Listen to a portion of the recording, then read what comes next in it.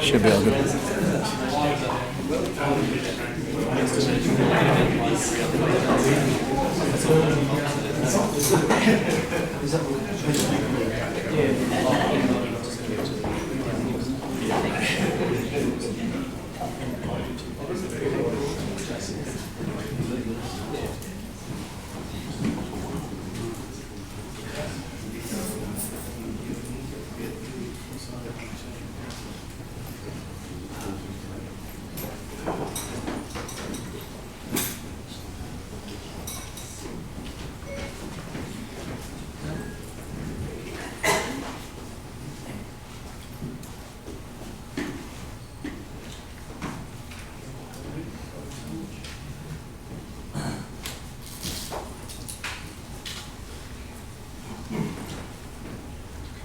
Okay, thanks for coming, guys, and welcome to today's CIBSE and SBSE joint technical talk.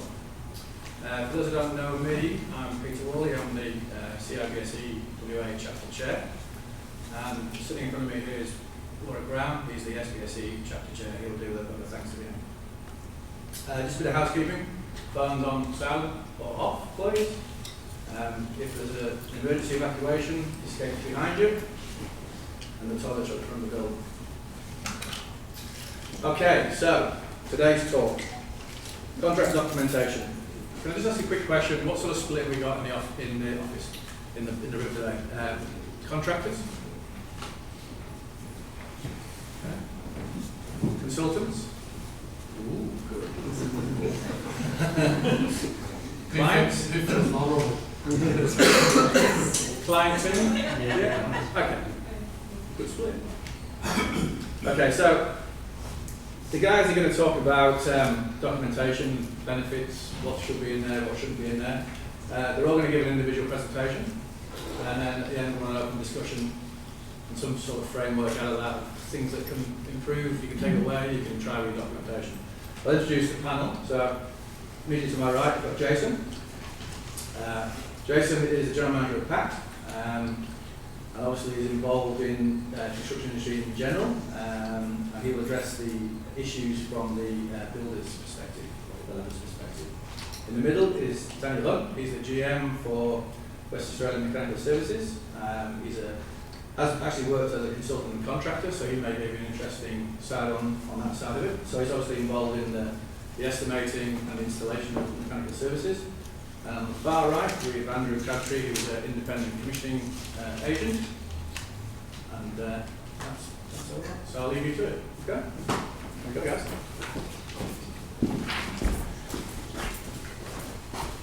We're going to get some lights. Oh, so we can yeah. see that.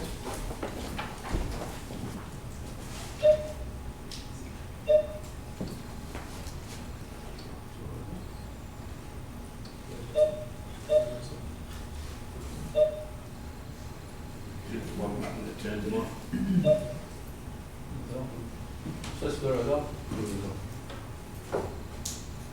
Carry on.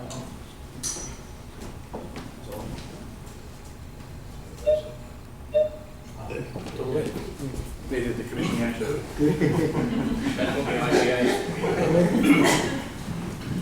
Well, good afternoon, everyone. I'm Jason Kunkler, General Manager of PACT Construction, and thank you for having me here this afternoon.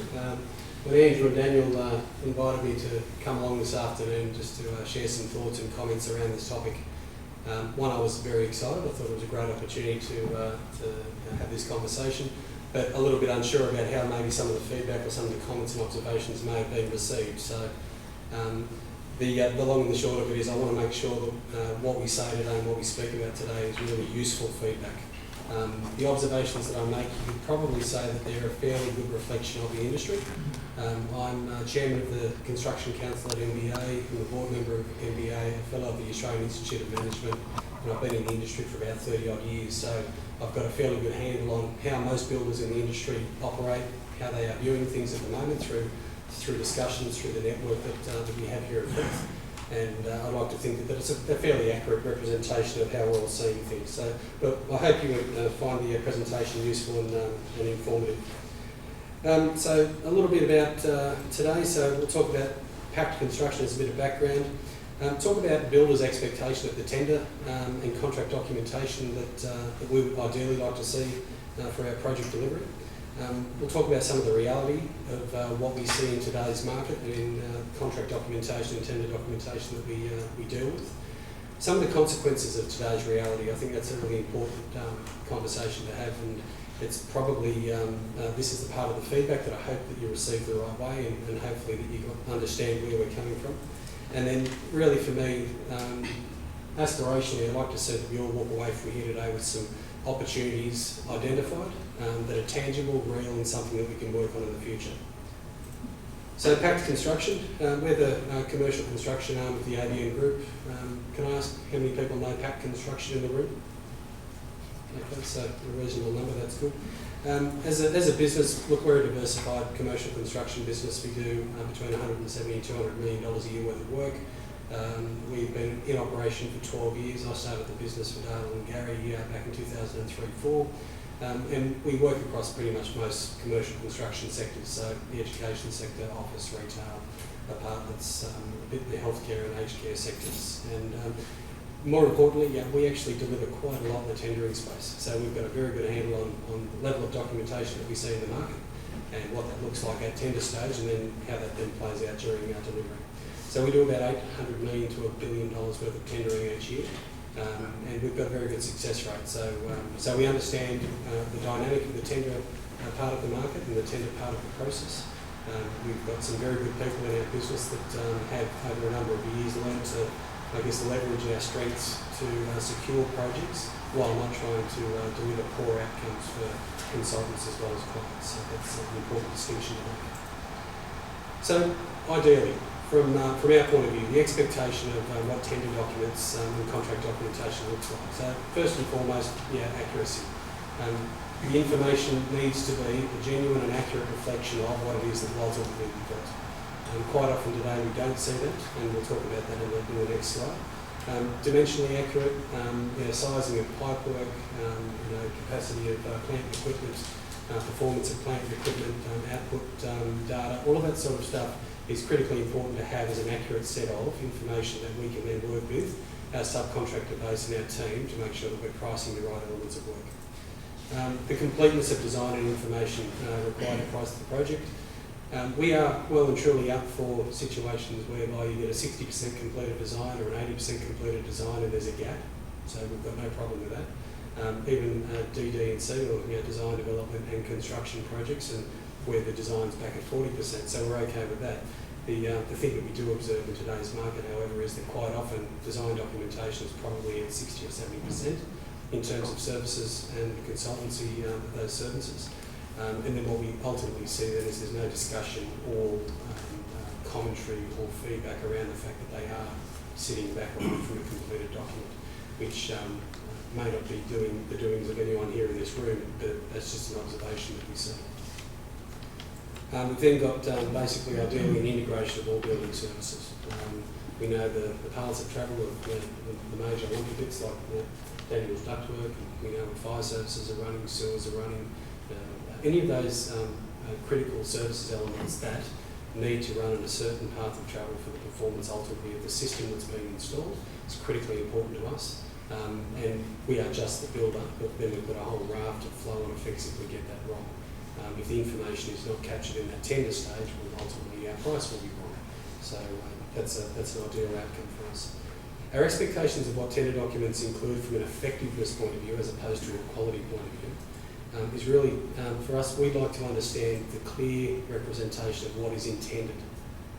So I hope you all understand what I mean by that. We want to know what you want us to build clearly so that the scope's well defined, which is usually packaged up nicely in the specification, as well as represented accurately and completely on the plans. So if we understand all of that, we've got a really good chance of, one, pricing it accurately in the first place, but then two, getting on with delivering the project.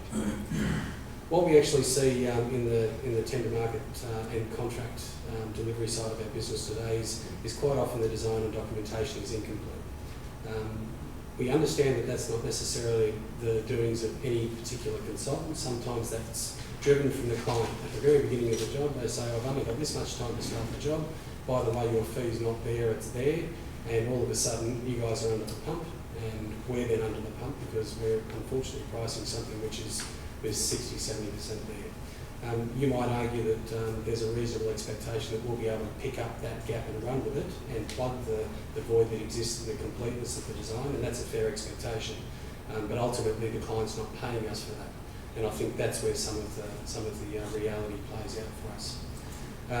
The specification, we see this fairly consistently in the market, that it's being partially written or it's cut and pasted from another project.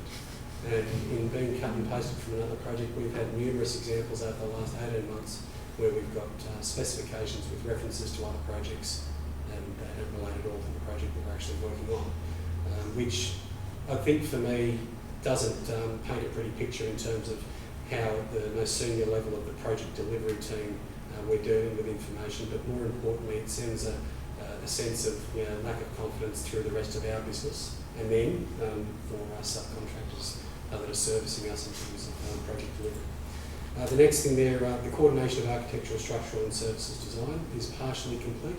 Services paths of travel is unresolved and clash detection is unresolved. We experience a great deal of anxiety, I think in the first instance, when services aren't well coordinated. And that is because we know that they've got to be coordinated. But more importantly, we know that from a time point of view, we are under immense pressure if they are not coordinated before we hit site. And we see time and time again. And even through the best endeavours of a really good and proactive project delivery team consisting of a client, a consultant team, builder and lead subcontractors, even the best endeavours of that group, sometimes we do miss things from time to time, but you can overcome them. But when there's just purely no coordination of those services undertaken at all, it's a great challenge that really is very difficult to overcome. A couple of other things that we see during the tender period, which really does, I think, exacerbate where we all start from, and that's the multiple addenda being issued during tender deliveries. And once again, I've got no doubt that this is a timing issue or something that you struggle with in your own businesses in terms of the fact that you aren't given adequate time to produce a complete design and document that design to go out to tender. So I understand that, but from our point of view, it's a great challenge that we find difficult to overcome. And then the last one there is, I think from our own observations and the expectations, more so today than ever before, we're finding that there's a high degree of demand for detailed pricing, broken down pricing, almost analytical pricing, so that the analysis of tender financial information can be undertaken by yourselves or by the quantity surveyor or by a project manager engaged by the client, where we don't literally have the time to put that together. We get 4 weeks to tender a project. From the time that tender comes in to the time it goes out the door, we are working flat out with 1 to 2 people full-time doing nothing other than that job. And that's because there's so much information coming in, with the multiple addenda coming in also. That's on every job we do today. There would be 20 to 30% additional design and specification related information that comes into our business during tender. So not at the original tender stage, it's during the process. That's almost impossible to do from an estimating and pricing point of view. But once again, at the end of it all, the client's still got this high expectation that you're going to have really detailed numbers to go and tightly and accurately assess who's priced for. Some of the consequences of today's tender reality, and I call it a paradigm. So this is what we're currently faced with. I get a sense that we're all under pressure, and we put ourselves under pressure from the very beginning of the project. And the pressure, talks about timing pressure, pricing pressure, scope pressure, relationship pressure. There's a whole range of things that really come to bear. Inaccurate pricing is an absolute certainty. If documentation is not complete, effective, and accurate, we will make mistakes, guaranteed. Variations in cost blowouts ultimately are the things that come from that poor documentation at the early stage of the job. And that's usually during delivery, which then obviously those things give rise to conflict. We then have contractors and subcontractors in the industry that are then put under immense performance pressure, and some of those fail. And over the last, I think it's 6 years, we've had 25 builders go bankrupt, and there's probably double that in terms of subcontractors that have gone bankrupt. I could probably comfortably say that a good percentage of those is because of some of the issues that we're dealing with today, combined with bad commercial decisions, no doubt. But Then we've got other challenges around time and program delays to deal with things after the event. That's extremely challenging because obviously with certain things like apartments where there's sunset clauses on sales contracts, with offices and lease commencement dates, whether it's schools. I know that we've got someone here from BMW today. We've got schools and school opening dates, and those things are immovable dates. When we have an immovable date, there's only one thing that can happen is we all have to work longer hours and harder during a compressed week. So all of that stuff around program and time delays creates massive issues. Ultimately, there becomes commissioning issues. We look at Andrew's going to talk about this today, and he's going to talk about some of the challenges that he faces at the tail end of the project. But from our point of view, we see that if a job's not well mapped out, documented, and everyone understands exactly what they're doing at the very beginning, we've got no chance of commissioning that building and setting up that facility to operate optimally at the end of it. And that's ultimately what we are about trying to do. We want to make sure that that building hums at the end of the job, that everyone is glowingly happy, and that everyone who occupies and uses that facility after we've left is getting exactly what they paid for. If we have the documentation factored into that, we will be able to do that. If the documentation doesn't support that delivery model, we're all under pressure to deliver that. The strained relationships and adversarial relationships, I call it the blame game, where we have challenges during the course of a job and everyone's saying it's not my fault, he did it, or she did it over there, or whatever the case may be. I just see that as so counterproductive in our industry today. And from our point of view, we see opportunity around collaboration and partnering as opposed to pointing the finger at each other. And then obviously the client, consultant, builder and subcontractor conflict circle. And we see that consistently with jobs that have these types of playouts. Today we avoid those more often than not. In avoiding them, we quite often price ourselves out of winning a job because we flag and identify. We were just having a conversation earlier about what happens when you get a partially documented job, but it's not flagged as a partially documented, it's fully documented according to the consultant team. We then turn around and we're faced with two choices. We can price what's on a plan and we'll argue about it later, or we can highlight to you the things that aren't on that plan and be brave enough to have that conversation up front. My experience in doing that is while it's appreciated, we don't often secure the work in doing that because there's someone out there who's going to take the risk, throw a cheaper number in, and unfortunately all of our clients don't look at these things in terms of an experienced mindset where they say, well, we know how this will play out. They actually just say, right, I'm going to take that cheap number, and the difference between the cheap number and the real number, I'll use that to balance the books and deal with the problems on the way through. And that's quite frustrating from an industry point of view. I think ultimately to tie this all up, the opportunity that awaits all of us if we can move towards getting this improved. Really at tender stage, we've got accurate and competitive pricing, and ultimately that's no doubt what the consultant team wants to see, as well as QS as architects and the client. We're able to analyse tenders and make best decisions for the project and the client. We know from our own analysis of pricing in our tenders and in our procurement of trades for all jobs, good analysis leads to good decisions. If the information's crap, the outcome will be crap. So from our point of view, we want to make sure that at all stages we have that opportunity to analyse information that is accurate and best practice. Financial risk management, obviously, it all comes down to the pointy end of the stick. At tender stage, if we've got good documentation, complete, accurate, and in a timely manner, we're going to be able to manage cost. We're going to be able to manage contingency. And in all jobs, there's around about a 5% contingent sum that we know sits in pretty much every feasibility. For me, every time, and we're a developer as well as a builder, for me, every time we carve off that number, and it's only ever carved off for the bank, we say that number, we're going to protect that the hell out of it. We do not spend that number. And we will do everything humanly possible to make sure that that's a protected number. And we do that because we don't need to spend it, because we spend the time getting the design right, getting the pricing right, analysing the numbers and coming up with the best decision. Then some of the benefits in the project delivery stage. Obviously we've got an excellent basis for the establishment of a very good, robust and well-documented contract. And that is the framework by which all of our relationships then exist beyond the award of a contract. That document, the speed and accuracy of that document allows us to then say that's what we're responsible for and what you're responsible for. Ability to work with a project design and delivery teams collaboratively. We find that working in collaboration with the project delivery team always delivers the best outcomes. There is nothing anywhere near it. Working in an adversarial framework or a conflict-based framework or a blame game framework does not work at all. And then obviously we're all here to build things for our clients and end users, and adopting this type of model would absolutely deliver best outcomes for the industry. So I think that's it for me for the time being. Thank you for listening to me today. I'll now hand over to Daniel, who will talk about it from a subcontractor point of view.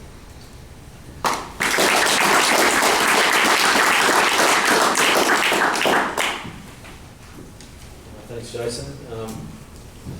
We haven't had time to coordinate this presentation today. We had a limited time, but frankly, Jason's covered 90% of what I want to talk to you about today, but I'm going to specifically focus my attention on the mechanical contractor's experience rather than the builder's experience. Once I try and work out how to control this. So, sorry, how many people in the audience are from the mechanical contracting background? And you've all had estimating experience in mechanical contracting? So, what I really want to talk to you about today is not so much about what I see as required or what I perceive to be the best outcome in terms of document control or effective documentation, but more so what we experience as mechanical contractors when we're trying to put together an estimate. You're probably all familiar with Dilbert, and I think this is we've actually got this hanging up in our estimator's office, and it probably doesn't go far from the truth of how we price things these days because of effectively documentation that lacks the right amount of information. So essentially, if you've been in mechanical contracting firms or worked in a mechanical contracting company, you can appreciate that essentially we're just a project management company. We pull together a compilation of suppliers, quotes, and subcontractors' quotes, and those estimates that they produce are used to formulate our estimates. We rely very heavily on those subcontractors and the suppliers to formulate an estimate so it can be accurate and represent the true value of the project. In the mechanical contracting industry we probably don't have the same overhead structure as our building friends, and generally our estimators are we're generally short-staffed in that department. So whilst we can pick and choose our projects that we choose to target, most of them end up through the peaks and troughs of the document of the tendering process.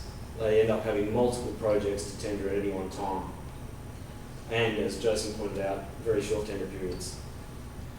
So you can appreciate that the tender documentation that's provided for the mechanical contractors, or even other, I'm only talking on behalf of mechanical contractors here, but I'm sure electrical, fire, hydraulics contractors, services contractors experience the same problems. If that tender documentation lacks the information to the ability to confidently and accurately price the project is greatly diminished. I thought I'd also talk a bit about our subcontractors.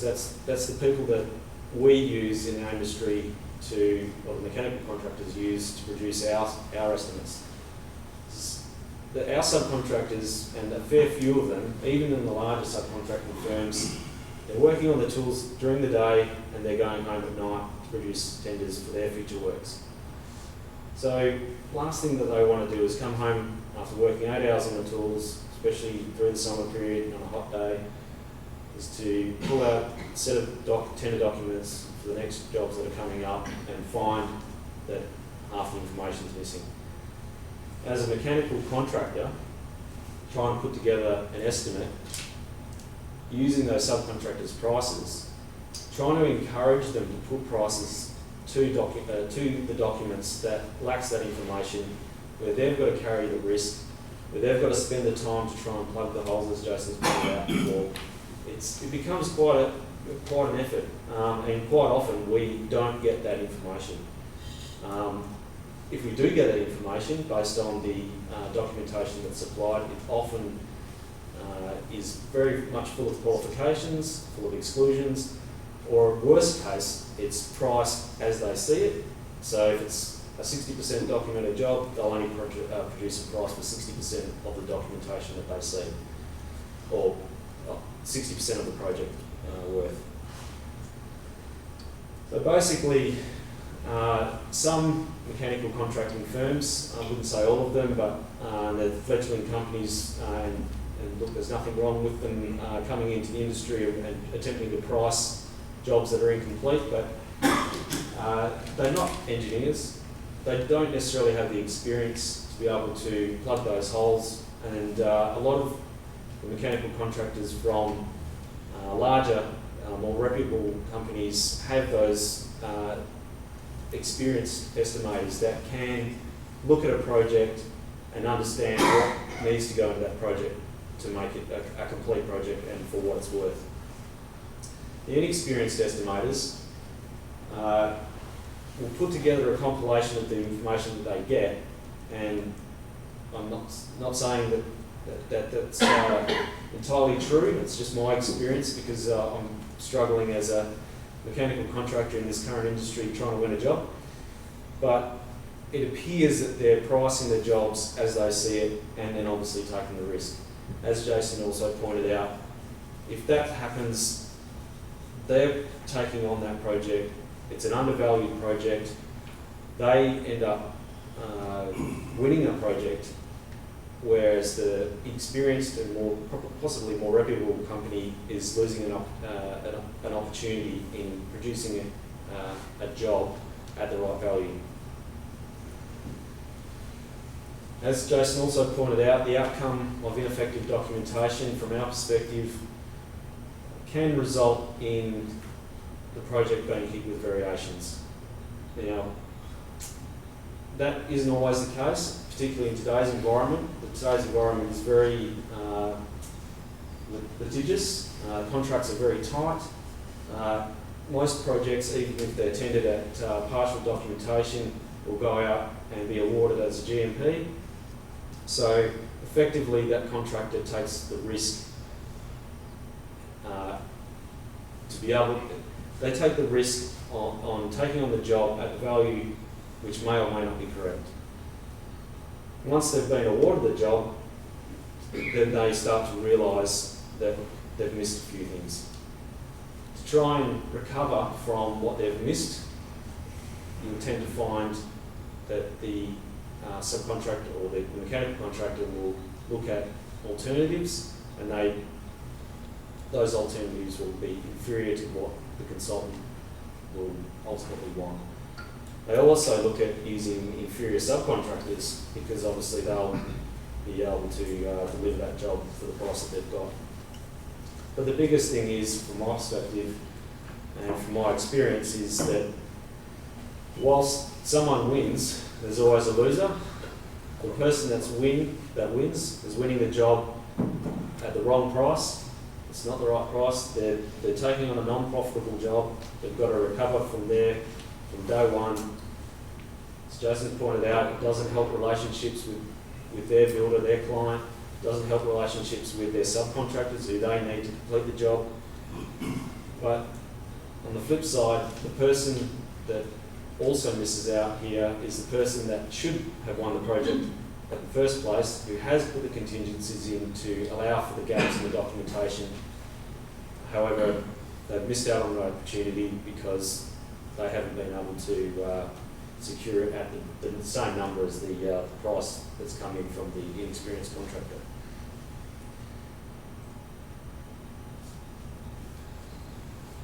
There's a lot of words on this slide, but essentially my experience in the design field led me to be able to put together documentation. And again, before I went into the design documentation field, I also was a contractor, so I had a little bit of experience on contracting before I went into design. And for me, the most important things were these items here, particularly in the specification. The project brief, which is, you might think it's not necessary, but certainly is very helpful for the mechanical contractor to understand what goes into a building, what the building's being used for. Sometimes there is a project budget, and these days it is quite easy to get hold of that information, because then it gives you an idea of the value of that subcontract value. Some subcontractors will then determine whether or not they're suitable for that project and may opt out of pricing it. The other critical piece of information, particularly where there's a lot of gaps, is the design criteria. Some subcontractors have engineering, in-house engineering, and some might employ the services of the consultant or other consultants to help them formulate an estimate. So if the design criteria is there, they can then substitute the information that they need to be able to formulate the tender. A detailed scope of works, although the specification might include a lot of generic information, as far as I'm concerned, a detailed scope of works explaining exactly what the consultant or the designer is looking for in a project then helps the estimator determine what they need to allow for, and also reduces their risk. I've put an example in there which has come up. I won't mention any particular names, but a mechanical contractor has been caught out recently because, of all things, seismic restraints was a particular requirement of this project, even though it was in page 473 of the document and was a one-liner. The particular project involved 50 or so ducted splits, which again isn't a complicated job. Many of us have been involved in doing that type of project before, and it's not, the standard industry practice is followed and could have been followed quite easily on this job, but this particular designer, consultant, was insistent that every single ducted split had to be supplied and installed with seismic restraints. Seismic restraints on a ducted split is way over the top, and everyone knows it. However, the designer was insistent that had to be supplied. This particular mechanical contractor didn't use it because it isn't normally industry practice, and was therefore out of pocket. So if there is a specific bugbear of yours when you're putting a document together, make it known to the contractor so they can allow for it. There's no need for them to be caught out by something that's not normally industry practice. As Jason pointed out, a coordinated works description between trades and the builder. Often we see specifications which they do include works by others or works by builder, but they haven't been coordinated with the builder. They haven't been coordinated with the architect, and they haven't been coordinated with other services trades.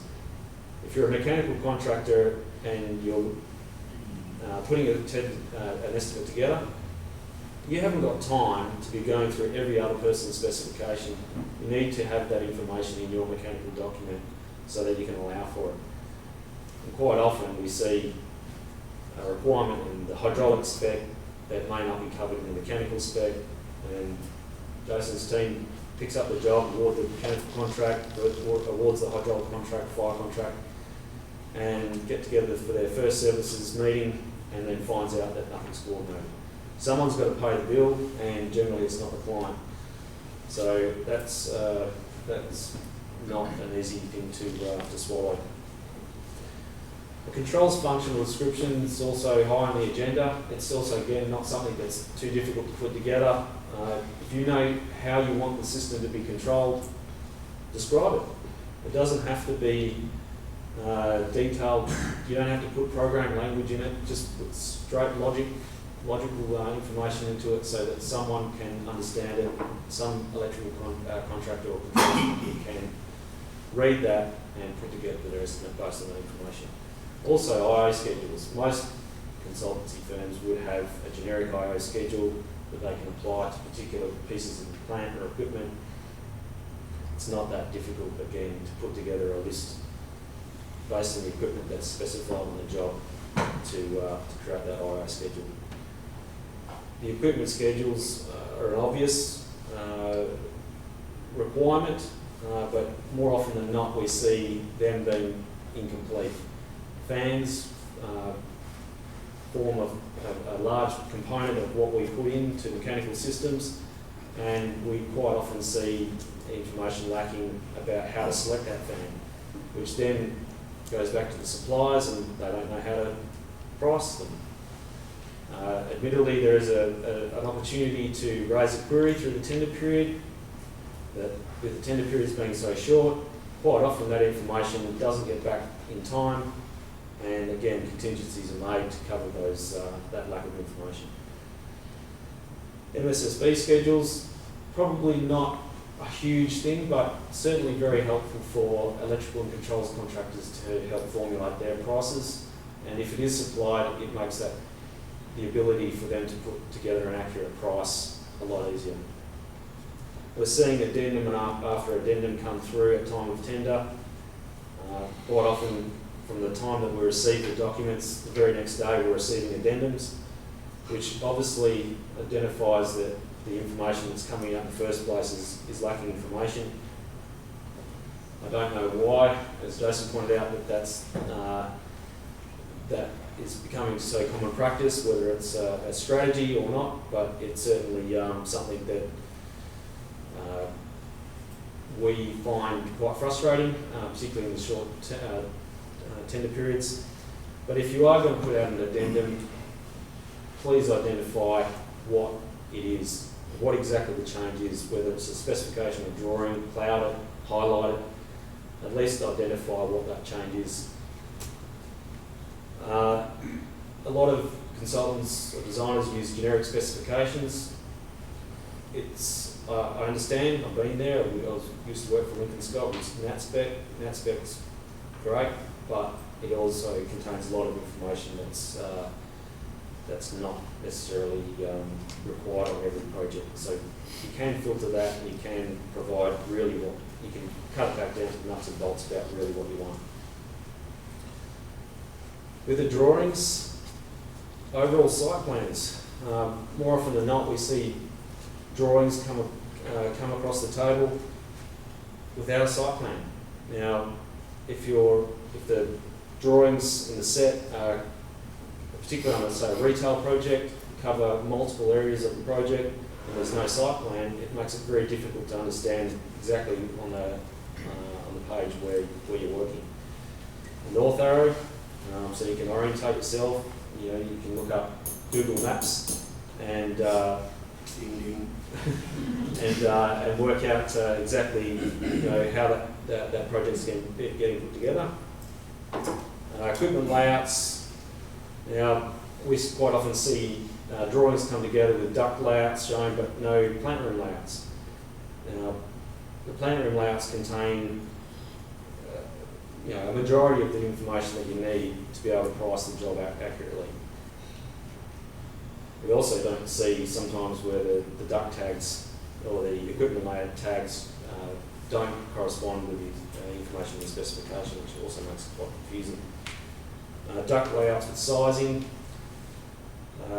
can be single line. There's no reason why it can't be single line, but again, the estimators aren't engineers. They don't necessarily know how to size that duct, so a bit of information on how to size it would be helpful. Pipe layouts, same thing. Schematic drawings, pipe layouts for one reason or another, the thing that usually gets left off the drawing, and schematics. Again, schematics can be put together fairly easily, and mostly if you've done a project with a schematic, you can modify that to suit another project. Sections, I know it's not always easy, particularly at the time of documentation. I know you're working hand in hand with the architect. You don't always get the information that you need to be able to produce the documentation that you're putting together, but a section through the floors certainly helps, particularly if there's multiple floors and there are large floor-to-floor height differences.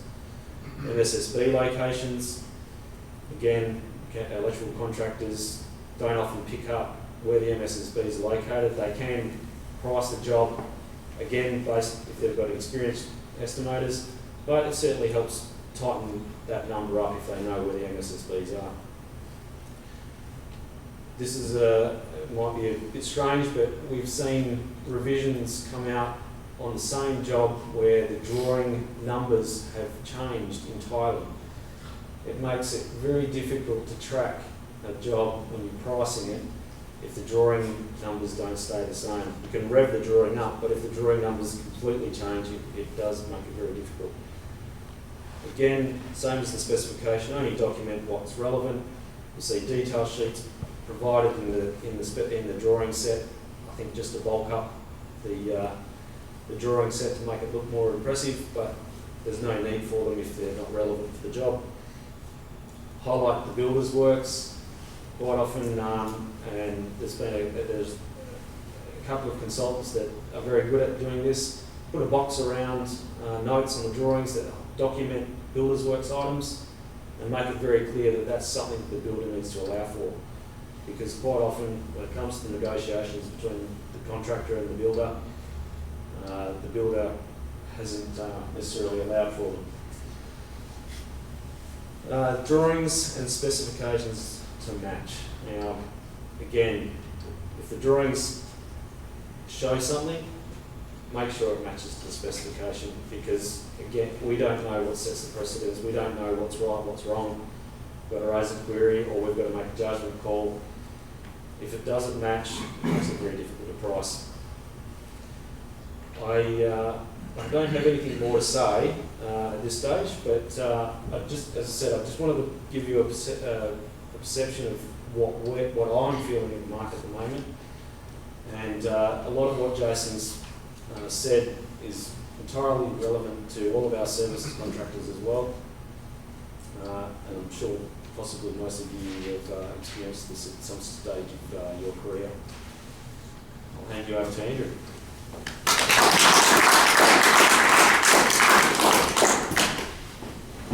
Thanks, Daniel. Just bear with me a moment and I shall try and get my bit up. I thought that bed actually looked quite comfortable, provided you sleep on your left and all you want to do in bed is sleep and you stay still. Okay, now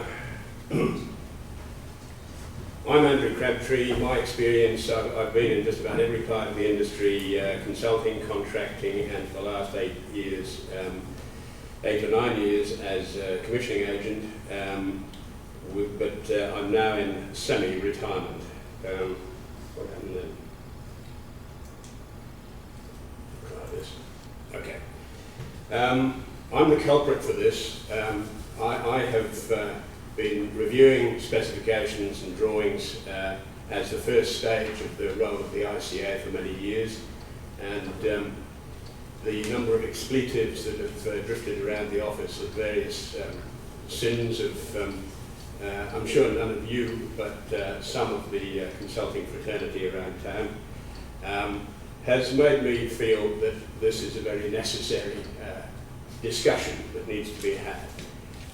I'm going to go quite quickly through this because I want to leave time for some discussion at the end of it. But basically the consequences of the poor documentation, unreliable tender process, and basically Jason and Daniel have already addressed that. Significant cost variations during construction because the holes have to be filled, and whether it's the client who pays for it or the builder who pays for it or the contractor who pays for it, that pain should not be there. And differences between design intent and actual performance. It's easy to end up with a building that never actually does what it was originally intended to do because the design documentation didn't clearly enough say what it was intended to do. And so buildings which never really achieve their potential. Okay, so the ICA's pet hates, the cause of these expletives. This is probably the one that will live with me to my deathbed. Is one particular practice on their schematics. They have this comment here: valving arrangements have been omitted for clarity. The whole point of a schematic, or a very, very large part of it, is to show where the valves are and what they do. So I'm afraid that I find an extremely annoying contribution to the debate. Lack of schematics for all services. Historically, this applied mainly to the hydraulic industry. Obviously, as the ICA, we spanned all the services. But in years gone by, we too frequently had a set of hydraulics documentation that had no schematics. These days, we're seeing more schematics, and I hope that we'll always see them in the future. Poor metering design, and I'll touch on that a little bit later on. A lack of coordination between specifications, and Jason and, well, Daniel particularly was talking about this, where the hydraulic specification says one thing and the mechanical specification says another. Again, I'll be addressing that in a bit of detail later. Lack of definition of BMS control strategies. Daniel said if you have a particular control philosophy that you want to adopt, then say it. Well, I say more than that. I say you should. As a designer, you should know how you want the system to work, and that's what you have to express. And again, there'll be more about that. And I not so long ago, I had to review a job, and I looked at the electrical, hydraulic, and mechanical specifications, which between them were over 1,100 pages long, the three of them. And most of it is irrelevant. Most of it, I don't know why it's there. I think it's the cut and paste of, over the years, specifications get bigger and bigger, and they get more and more dross that is left over from previous projects, previous generations, that has no relevance to what we build today. So, what is a good specification? It should be project specific, it should be clear, and in my book it should be as short as possible. At least the project specification section of it should be concise. It shouldn't include copy and paste errors from other specifications, like I mentioned before. I would love to see specifications get shorter, so they could be more accurate. They need to have a clear definition of the work included and the work that is to be carried out by others, and that should be coordinated with the other trades, and a clear definition of the interfaces between trades and coordinated between the specifications. So basically the hydraulic spec does say the same thing as the mechanical spec about what the two contractors are doing. And it needs detailed BMS control strategies for all systems and equipment in my book. Also, a clear definition of the building tuning roles and responsibilities. As one of the Green Star credits, too often building tuning is thrown into a spec, and it's almost like lip service. It says there shall be a building tuning period. You shall go in for building tuning. It doesn't say what the process should be. And that should be, you know, I think the designer needs to think about that and also to participate in it. I would suggest consider a common trade interface schedule. This is addressing the difference between the different trades. So, as on a project, I would like to see a single document that defines the interfaces between the trades, so that the hydraulics contractor looks at that, the mechanical contractor looks at that, they're all looking at the same document. And that, I think, will help to avoid a lot of the discrepancies that occur between specs. And the other thing, in terms of this to keep the specification concise, consider having a standard specification, which is a document that doesn't change very often, and when it does, it's a controlled document, and so the changes are well documented and can be seen by all. And then a project specification, which is as concise as possible and really addresses the particular project, and that can reference sections or clauses in the standard specification. The standard specification could even include standard control strategies, so that in the project spec you could say that the bypass valve should be controlled to section P1 of the standard specification. And I know, I believe many years ago, Lincoln Scott used to do that, that was a good practice. Okay, so on BMS control strategies, I hope I'm not going through too fast. I hope you're keeping up with what I'm saying. Okay, first up, the BMS is what makes the difference between a good building and a bad one. It is the key element of the building. In terms of the physical design, the physical equipment that goes into buildings, the technology is pretty well developed. The general design principles are pretty well developed, but how you control those elements and how you control the systems is key to the building actually performing. Secondly, as a designer, you don't need to be a controls expert. You don't need to know about anything particular about PID loops or any of the controls jargon, but you do need to understand psychrometrics, and you do need to work out the required functionality of all the systems. Those two are key. If you don't do those, then I think you should probably find another job. Okay, as I said, I'm a grumpy old man. Okay, clearly specifies strategies for all equipment and systems, common omissions, and there's a lot of them, but in fact I've only picked two. Return air fan speed control. On multi-story projects, quite a common issue in building tuning and in the operation of the building is variable floor pressurization.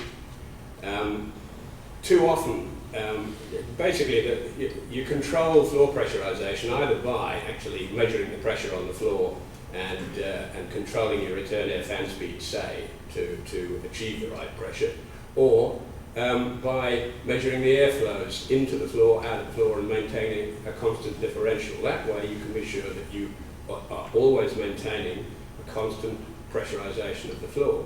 If you don't, and some specifications say, for example, that the return air fan speed should track the supply air fan speed, which particularly when you've got a centrifugal supply air fan and an axial return air fan is a recipe for disaster. But it means that on a VFS system, at part airflow, you can get too much pressure, too little pressure, you get whistling noises, air going through the lift doors, etc. There are a lot of issues that arise from that. And also, always, outside air dampers should be separated, so you've got a minimum outside air damper, which is motorised, and an economy cycle outside air damper, which is motorised, and they're separately controlled, and those strategies should be spelled out. And then once you've developed all your strategies, cross-check against the schematics to make sure that the schematics show all the devices and the sensing devices that you need to achieve that control, temperature sensors, pressure sensors, etc. Okay, schematic drawings. Include schematics for all water and gas systems. A schematic really explains how everything works. You take a schematic and a control specification, and really 9/10 of what the job's about is before you.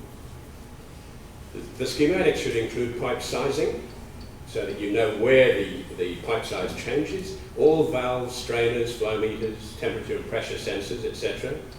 VSDs, motorised valves, motorised dampers, of course the motorised dampers if you're doing an airflow schematic.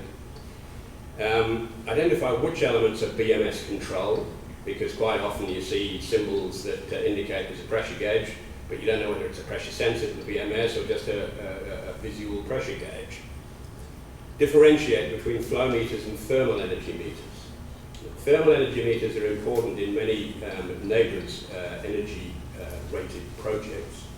And all right, you've got a flow meter, you can then hook in a couple of temperature sensors, but that leaves the BMS to do all the calculation. It should be a thermal energy meter that's actually computing the thermal energy within the meter. Cross-check the legend notes that the correct symbols have been used. Too often I see something on a schematic, I go to the legend, it's not there. Just cross-check. And cross-check that strategies for all the motorised valves, dampers, VSDs, etc. are included in the control specification. If you've ticked all those boxes, you're getting pretty close. Okay, metering design. Think through the purpose of the metering for all trades. There's a few of these. Firstly, the neighbour's energy measurement. Secondly, the energy model comparison. This is quite a common omission, that as an ICA in the building tuning period, I'm trying to analyse the energy consumption of a building, and I'm trying to compare it with the energy model. Now the energy model breaks the energy consumption down into a range of different groups, but it's often very difficult to identify which meters you need to use for each group. They're all mixed up. You've got a switchboard, a mechanical switchboard that's serving pumps and fans, and you can't separate a lot of that except by looking at the VSDs. And that's not always accurate. So, smart metering for all services, including water and gas. Consider separately metered chassis in mechanical electric switchboards to discriminate between energy groups. That really touches on what I was saying before. One thing I forgot, I just glossed over. Another purpose, of course, of water and gas meters is leak detection.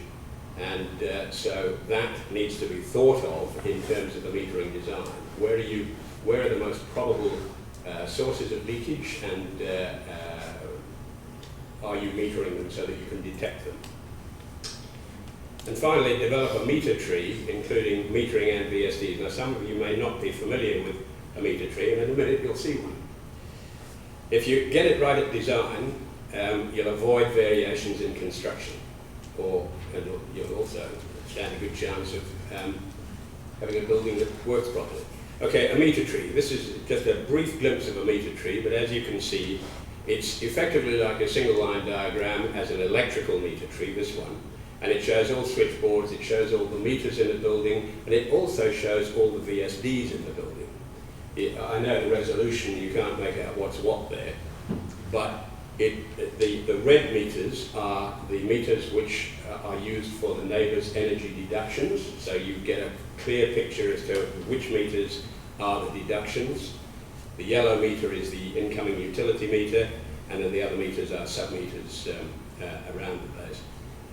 But it gives you an idea of the logic, and when you're thinking about your metering design, this is, frankly, in my opinion, the best tool to actually get a good metering design for the project. So, in conclusion, know your own design documentation. Too often, a consultant might say, oh, do what's in the spec, and it's not in the spec. So know your own documentation, and the shorter your specification is, the more chance you've got of knowing it. Be collaborative in design, and Jason mentioned this. Collaboration is key in design development during construction, because there will be control strategies that need to be adjusted, manipulated. There will be changes to the design of one degree or another, and collaborate in those. Make it, let everybody point in the same direction, and participate actively in building tuning. I find it fascinating that the most successful project from an energy outcome point of view that I've been involved with lately had everybody, the builder, the mechanical consultant, the electrical consultant, those two contractors, and us as the ICA, all of us had regular monthly meetings to review performance, and a building that was designed for 5-star neighbours actually achieved 5.5, but very, very nearly achieved 6-star neighbours because of the effort, the collaboration between everybody to try and identify how it's working and what needs to be done. Okay, so that is the end of my presentation. And now it's coming up for 1:30. I hope we've got 5 or 10 minutes for some discussion, because I would really like, this is not a function where we're telling you what to do. We're just highlighting issues. We've suggested some areas that could be improved. So I'd love to hear from any of the consultants here about suggestions they have, whether they think that what we've talked is a load of nonsense and you'll just carry on doing what you're doing. But I know that there's a lot of people not in the consulting side of the industry who share the concern that we have all expressed. So, any offers? A brave man, yes. Yeah, I'm always a first hater. Yep. Turn the lights off. Coming from the consultant side, not that I'm one as such, but the consultant's argument has generally been that money that we receive because they have to tender, just like the rest of us. The dollars that they receive to do the documentation is not there. So to produce the documentation that you're talking about, there needs to be a flow of some common sense to pay the consultants for what they have to, or what you're wanting to achieve. So, you know, it's like the chicken and the egg. Yeah, but there are two sides to that. Now, I'll sort of, I mean, you guys answer it too, but firstly, I think it's a matter of how you use your time. What I tried to highlight in my response there was the key areas of the documentation that, from an engineer's point of view, are necessary. Now, I know, like, putting a specification together at the end of a job is a pain in the backside, but if you can, particularly if you work on it, if you do go down the path of having a standard spec that really doesn't need changing much, and then you have this short, concise project spec, it doesn't take that much time. It'll take a bit of time, but it doesn't take that much time. Similarly with the control strategy, that you might not normally go to that length, it pays for itself. It's worth doing. You'll get quality out of it, and the quality that you get out of that documentation is then what you use as a differentiator to your clients, to the consultant's clients, to the developer, and say, yes, I know our fees are higher than his, but we'll give you more. You'll get a better job, and we can prove it. How's that, Teddy? The only other thing I'd add to that is really, you've got the opportunity to change someone's decision at that early stage. When it gets to us, it's all done and dusted. But what I'd probably encourage you all to think about is, you know, what is the compelling argument by which someone will improve your fee to enable you to increase the level of documentation and information that the market can price for that particular project. And that requires you probably to go and collect some evidence and some data about project results, success stories, war stories, whatever you want to call it, to actually, you know, paint that picture clearly for someone at that early stage. Because at that stage, it's just a conversation. You might not get a fee adjustment on the first one or two, but if it's a consistent relationship, ongoing relationship, and we've got a demonstrable sort of history of, we get the same results because we're doing the same stuff. I think that's a compelling argument that most, you know, logical, rational people will listen to. And as a developer, that's effectively what we do. We learn from what we do on every job, and we try to do it a little bit better next time. I think you could also argue that there are actually consultants that consistently put out good documentation. And they're still in the market, they've been in the market for a long time. They're obviously competitive.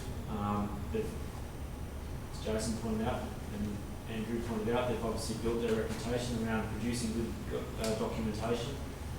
And no matter what fee they've been awarded the job for, they consistently produce that same level of documentation. So why is there bad good documentation out there if they're all on the same? Why is there bad documentation? I can't answer that. I can talk from my experience. I think it's mostly due to lack of experience, and hopefully this forum is about, you know, introducing people that have the lack of experience to gain that experience to go forward.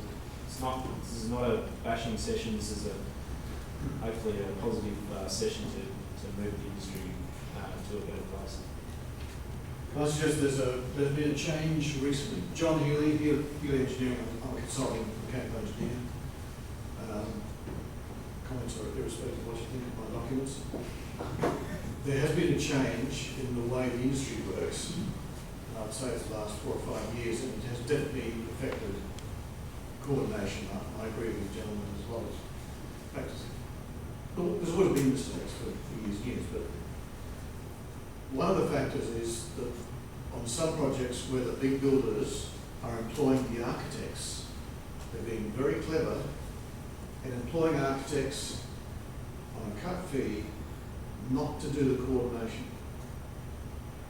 Now, I can talk to an electrical consultant, I can talk to a plumbing consultant, I can talk to a structural guy, but I do not have authority to make them change their design. And we have ended up with jobs that have gone to construction, that have gone to construction meetings to solve coordination problems that the individual consultants can't individually solve. That are a building issue. I can't design a building for you, Mr. Builder. And any builder that's not paying the architect for coordination is just asking for trouble. Yeah, I agree, and too often it's the mechanical contractor who ends up doing most of the coordination because he occupies the biggest spaces where the physical clashes occur. Well, the other question I had was to plumbing consultants. There's occasionally the question to them about how do I know what level your pipes are going through, particularly basement car parks, but all sorts of locations. Because we've got 150 diameter, 350 diameter firefighting pipes and a 700 deep air conditioning duct. Yeah. I do need to know the invert level of that pipe, and I need to know the design stage. So I don't know if plumbing consultants do that anymore. Quite frankly, in my experience, there's only one good plumbing consultant who can actually draw accurately what the piping is going to look like. Otherwise, we have to guess. But you're exactly right. That should happen, and that's one of the observations that we make. That sort of discussion. Look, do it old school. You get some transparencies out, and you draw some sections through the building. New school, we've got Revit, we've got modelling, and we've got BIM. Now, how you do it is really about your organisation and what resource you have available to you. But it's critically important for that to occur. So on non-BIM projects, so smaller projects, what I work on, typically there's not enough information before tender to bring all 3 or 4 trades together on one set of drawings, because of the speed of the jobs and that sort of thing. Yeah, and most of the, I would think that there is a difference between the projects on which you're engaged by the architect and the projects on which you are directly engaged by the client. Because if you're engaged by the architect, then it should be the architect's responsibility to get his consultants together to coordinate those issues. We don't know what the architect's brief is sometimes. Sometimes we're engaged with the architect, but he's not engaged to do that work. Step back to one previous comment about the fees. It doesn't matter what the fee level is. If there's a clash, it's the fault of the people who haven't coordinated, including myself. And we've just got to get it right at the design stage. Jamie? My question is really, Jason, is it? Yes. And David, as contractors, people who've got to deliver this. If I was a developer, I had $100 million to spend on an 18-storey tower or whatever. What you said in your presentation is you allow contingency, obviously for any errors, poor documentation, or if the documents aren't clear, rush tender time. It applies to both of you. You allow contingency as well. You have to, because of poor documentation, poor design detail, or whatever it is, you allow contingency. I used to always allow contingency, anything between 2% for really bloody good setup, anything up to 10%. That's a lot of money on a $100 million project, isn't it? So it always amuses me why people don't start doing things a lot better up front, get a proper design team, and unfortunately I was involved in a building here in Perth where that exactly happened, and that's the one that nearly hit 6-star. Stock standard, mechanical services, VAV, central plant, everything else, and nearly hit 6-star. And the cost, $1 per square metre, was probably lower than any other buildings that we've done. The fees were probably a little bit higher, because we were all involved for about 18 months beforehand, but it was a bloody good result. And it's a flagship of quite a large listed property trust around Australia. A flagship for energy efficiency, good rentals, good tenants, and a great result. So why the hell don't other people do that? They wait till the last minute, they rush. The other end of the scale, I've just been involved with a project I've been involved for 2.5 years. They squashed the tender together, 45% design, which is a lie, it was probably about 10% design. 4 builders are running around like lunatics trying to price it because the escalation rate's going up in Sydney. They're also concerned about that escalation rate, but if they price it up front earlier on, and even start doing a D&C, I don't know. I mean, would you agree with that? Yeah, absolutely.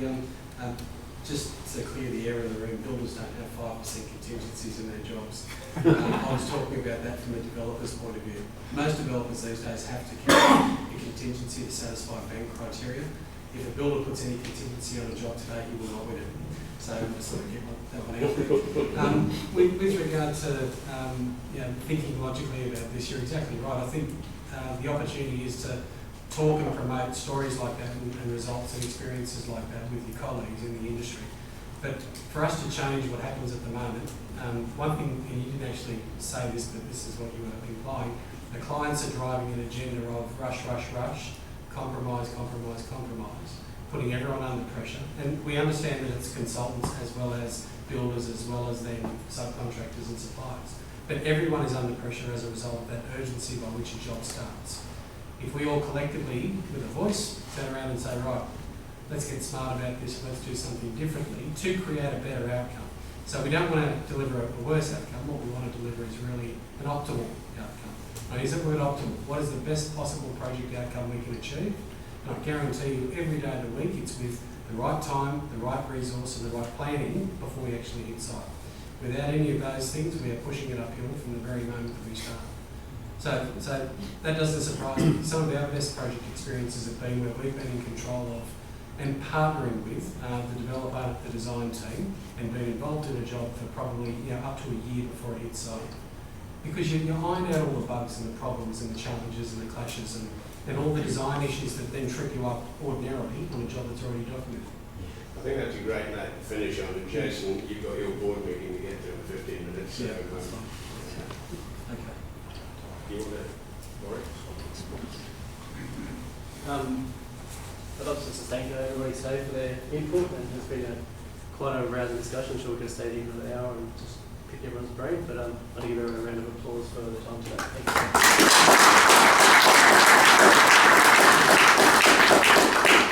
I'm not sure how we're going to speak. We've got 3 straws in the bag. Yeah, 3 We'll sort out that some more. But by the way, this session has been videoed, and also we have the 3 PowerPoint presentations.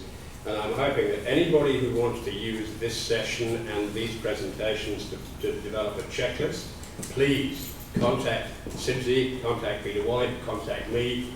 I'd be happy to let you have that. And one last thing, the CIBSE Christmas end of the year parties on the 4th of December, and tickets are out for sale now. So I'm coming along to have them till today. It's always a good lunch out. Thank you very much.